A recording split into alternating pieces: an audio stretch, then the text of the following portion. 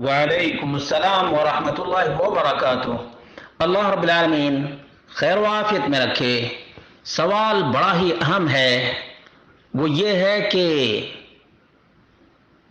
مردے کے ساتھ ساتھ عہد نامہ بھی رکھا جاتا ہے، تو عہد نامے کا کوئی ثبوت ہے؟ اس کا جواب یہ ہے کہ علماء احناف نے لکھا ہے، یہ دارالعلوم دیوبند حنفی کا فتویٰ ہے کہ عہد نامہ رکھنے کا ثبوت نہیں، قبر میں عہد نامہ رکھنے کا ثبوت نہیں۔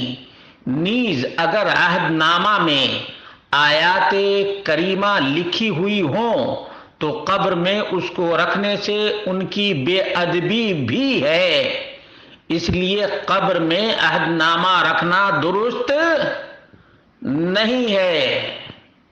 اسی طرح سے دوسرے حنفی نے لکھا ہے، قبر میں میت کے ساتھ عہد نامہ رکھنا جس میں کلمہ طیبہ اور بعض آیات قرآنیہ وغیرہ لکھی ہوتی ہیں جائز نہیں ہے، کیونکہ اس میں اللہ تعالیٰ کے مبارک نام اور قرآنی آیتوں کی بے حرمتی لازم آتی ہے۔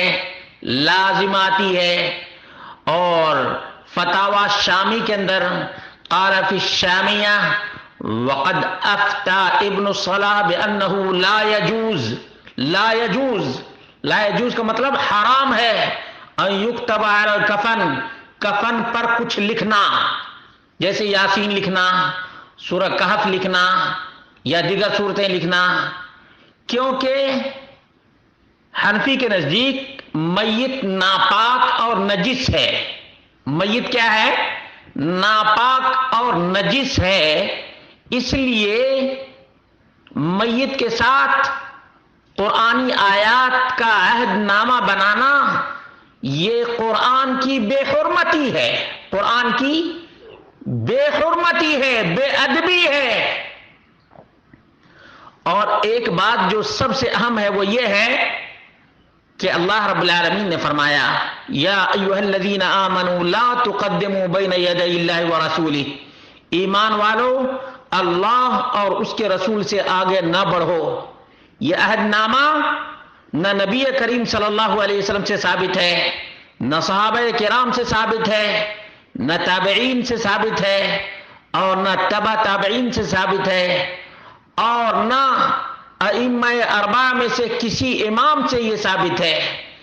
یہ من گھڑت ہے، من گھڑت۔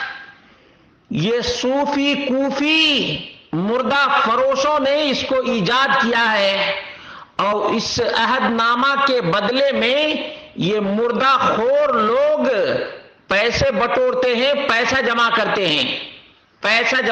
ہیں، کفن پر کلمہ لکھتے ہیں۔ رب کعبہ کی قسم کھا کر کے کہتا ہوں، جس کے دل میں کلمہ نہیں اس کے کفن پر لکھنے سے کوئی فائدہ نہیں، جس کے دل میں قرآن نہیں، جس کے عمل میں قرآن کے مطابق عمل نہیں، اس کی قبر میں اس کے کفن کے ساتھ عہد نامہ لکھ کر رکھ دو، رب کعبہ کی قسم ہے کوئی فائدہ ہونے والا نہیں، بلکہ اللہ اور اس کے رسول سے آگے بڑھنے کی وجہ سے عذاب ہوگا۔ جو قبر میں عہد نامہ رکھے گا، قبر میں عہد نامہ رکھے گا، اس کو بھی عذاب ہوگا، اور اللہ رب العالمین کا قہر نازل ہوگا۔ اور جو جھوٹی فضیلت عہد نامہ کی بیان کرتا ہے اس کے لیے جہنم کی بھڑکتی ہوئی آگ ہے، کیونکہ اللہ کے رسول صلی اللہ علیہ وسلم کی متواتر حدیث ہے، من کذب علی متعمدا فلیتبوأ مقعدہ من النار، اٹھاؤ بخاری مسلم، جس نے جان بوجھ کر میری طرف جھوٹی بات کو منسوب کیا اسے اپنا ٹھکانہ جہنم میں بنانا چاہیے۔ یہ عہد نامہ کی جھوٹی فضیلت بیان کرنے والے اللہ اور اس کے رسول کے نافرمان ہیں، قرآن کی توہین کرنے والے گستاخ قرآن ہیں یہ لوگ۔ اللہ رب العالمین ان ظالموں کو مرنے سے پہلے توبہ نصیب فرمائے، ورنہ انجام بھڑکتی ہوئی نار جہنم ہے۔